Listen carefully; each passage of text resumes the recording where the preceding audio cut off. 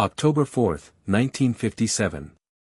A small metal sphere, no bigger than a beach ball, rises into the night sky aboard a Soviet rocket. Minutes later, it enters orbit. Then the world hears it. Beep. Beep. Beep. That sound came from Sputnik 1, the first artificial satellite ever launched into space. It wasn't carrying weapons. It wasn't carrying people. Yet those simple radio signals terrified an entire nation. Because if the Soviet Union could launch a satellite into space, it could launch almost anything, including nuclear missiles. The space race had begun. A battle between two superpowers that would push humanity farther than ever before, not for exploration alone, but for power, prestige, and survival. After World War II, the world was divided. On one side stood the United States. On the other, the Soviet Union. Neither nation wanted another world war. Instead, they fought a different kind of conflict. The Cold War. It was a struggle of ideology, technology, intelligence, and military strength. Every scientific achievement became a political victory. And nowhere was that competition more dramatic than in space. Whoever reached the stars first would prove to the world that their system was superior. The Soviets strike first. The Soviet Union shocked the world with Sputnik. The satellite weighed just 83 kilograms. But psychologically, it weighed much more. Americans feared they were falling behind. Children practiced duck and cover drills in schools. Scientists warned that Soviet rockets capable of reaching orbit could also deliver nuclear warheads across continents. The United States suddenly realized that space wasn't just about exploration. It was about national security. Only 1 month later, the Soviets made history again. A stray dog named Laika became the first living creature to orbit Earth. Although she did not survive the mission, Laika proved that living beings could survive launch into space. Then came April 12, 1961. A young Soviet pilot named Yuri Gagarin climbed aboard the spacecraft Vostok 1. His mission lasted just 108 minutes. But those 108 minutes changed history forever. Gagarin became the first human to orbit the Earth. The Soviet Union had achieved another incredible first. For America, the pressure was becoming unbearable. America fights back.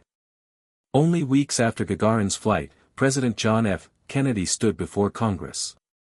He made one of the boldest promises in modern history.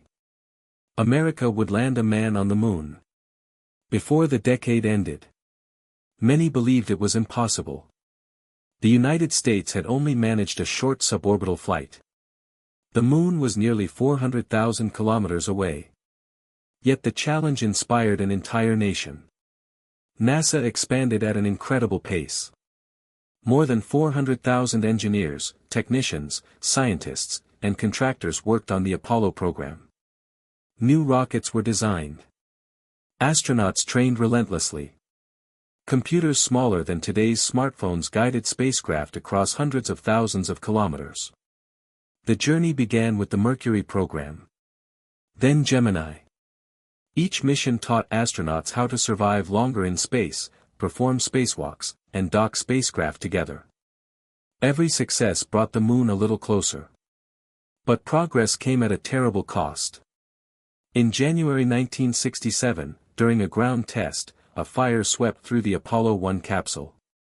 Astronauts Gus Grissom, Ed White, and Roger Chaffee lost their lives. NASA was devastated. The program stopped. The spacecraft was redesigned from top to bottom. The tragedy delayed the moon mission. But it also made it safer. The moon landing. Then came July 16, 1969. The Saturn V, the most powerful rocket ever successfully flown at the time, lifted off from Florida carrying Apollo 11. Nearly 1 million people gathered to watch. Millions more watched on television. 4 days later, the lunar module Eagle separated from the command module. Inside were Neil Armstrong and Buzz Aldrin. Fuel was running dangerously low. The landing site was covered with rocks. Armstrong took manual control. Seconds of fuel remained. Then came the words Mission Control had been waiting to hear. Houston. Tranquility Base here. The Eagle has landed. Hours later. Neil Armstrong climbed down the ladder. He placed one boot onto the dusty lunar surface. Then spoke words remembered around the world. That's one small step for man, one giant leap for mankind. For the first time in history, a human being stood on another world. America had reached the moon. The greatest goal of the space race had been achieved. What happened to the Soviets? The Soviet Union had planned its own moon landing. But repeated rocket failures, political disagreements, funding problems, and the death of chief rocket engineer Sergei Korolev severely weakened the program. Without his leadership, the Soviet lunar effort struggled to recover. Eventually, it was cancelled. The moon race was over. America had won. The legacy. But the space race gave humanity far more than footprints on the moon. It accelerated the development of satellites, modern telecommunications, weather forecasting, navigation systems like GPS, powerful computers, and countless technologies we use every day. In 1975, American and Soviet astronauts met in orbit during the Apollo-Soyuz mission. Former rivals shook hands in space. It was a powerful symbol that cooperation could replace competition. Today, astronauts from many nations work together aboard the International Space Station. The rivalry that once divided the heavens eventually helped unite them. The space race was never just about rockets.